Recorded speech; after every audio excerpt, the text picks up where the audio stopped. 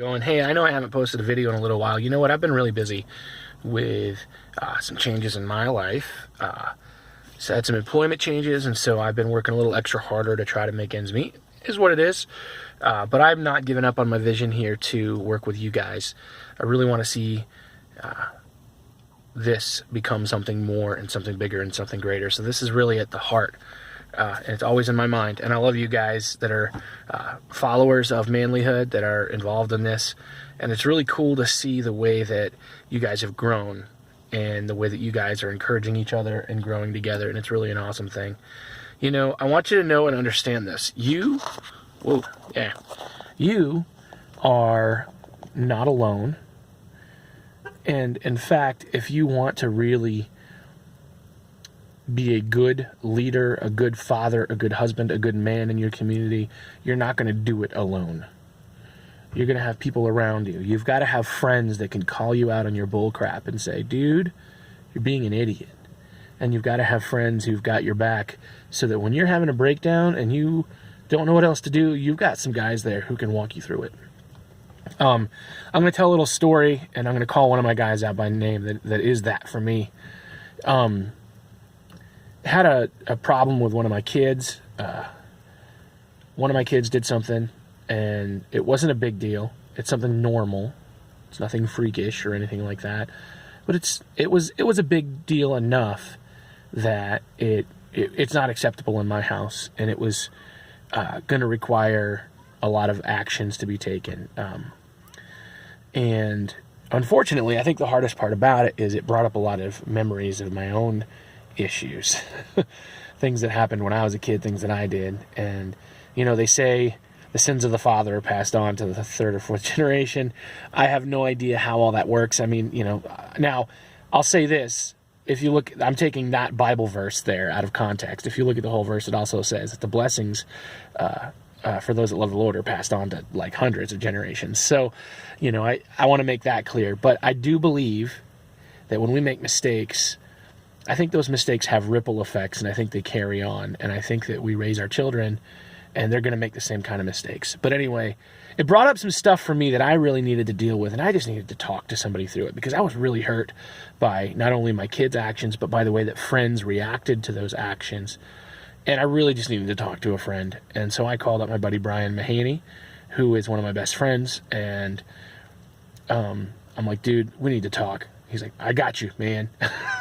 So we stopped by Sheetz and we got some junk food, and then we went down to the river, and we sat down by the river in the back of his truck, and I just kind of poured out my heart to him. And I'm like, dude, I'm in a really tough situation going through this. It hurts me the way that the friends have reacted. It hurts me that my kid did this stupid thing, and it hurts me that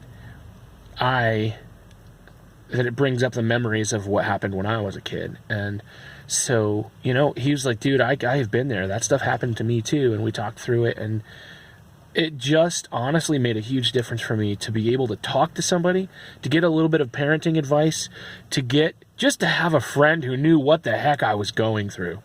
Really made a big difference for me. So guys, and I know, and we could probably do a whole big long series there's a lot of guys that live lives of isolation. And, you know, if you're isolated, then you are not with the rest of the pack. You are separated from the pride, from the pack, and you're in danger, you know? When a lion wants to take out a zebra, they're smart. They go through that herd, and they look for the weak ones, they look for the stragglers, and they go after those ones because they're low-hanging fruit, they're easy to get. But when those zebras are in a pack, they're a lot more dangerous to the lion. They can run faster, they can protect each other by kicking and everything else. They don't go after the whole group. They go after the one that is off to the side, that is separated, because he doesn't have any defense. So if you want to be stronger, you're going to be in a herd, in a pack, in a group. So I just want to encourage you to make sure you surround yourself with guys who can be that for you.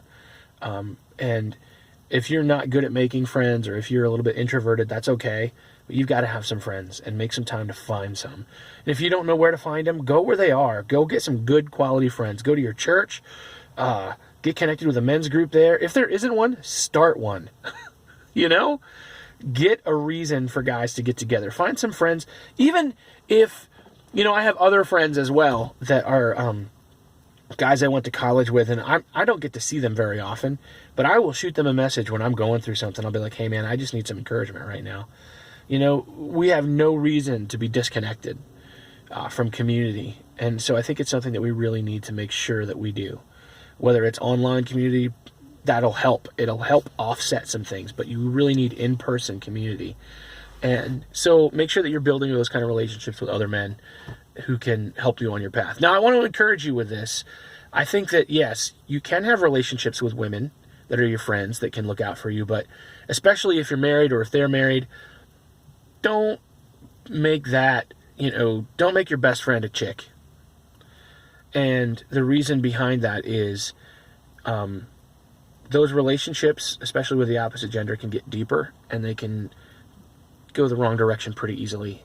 So if you want to affair-proof your marriage, make sure that you're surrounding yourself with good, godly men. And if you have a relationship with a lady, make sure that relationship is in the context of your relationship with your wife.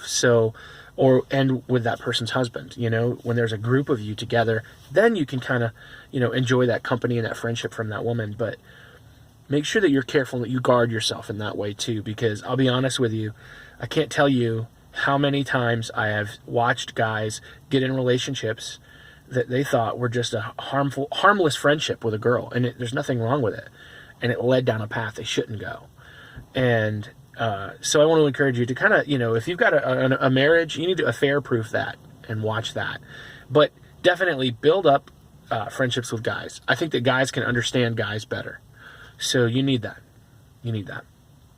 Anyway, we could talk about affair-proofing your marriage another time. That's a nice, big, long topic. Maybe we'll pull that up out of the vault here soon, and I'll give you some tips and pointers for things there, things I've learned from my own failures and my own successes and that, and see if we can talk about that. But I will say, community, friendship, the herd, the pack, the pride, you need those things to grow. There's been times in my life that I would not have leveled up or gotten better if it wasn't for the fact that there was a man who came alongside me and said, hey man, you need to stop your crap. Just some things to think about. You guys have a good day. See you later. Check out my website, manlihood.com.